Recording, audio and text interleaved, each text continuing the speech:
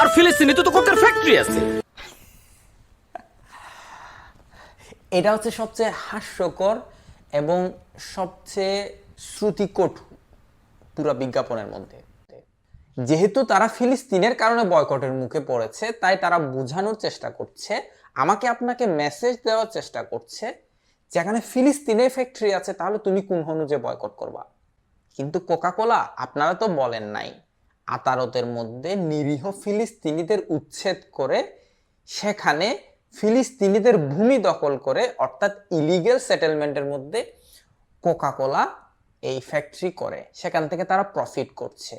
যেখানে নিরীহ ফিলিস্তিনিদের উচ্ছেদ করে সেখানেই ফিলিস্তিনিদের ভূমিতে কোকাকোলার ফ্যাক্টরি করা হয়েছে। সেখানে কোকাকোলা আমাকে আপনাকে মেসেজ দেওয়ার চেষ্টা করছে ফিলিস্তিনে নাকি কোকাকোলার ফ্যাক্টরি আছে।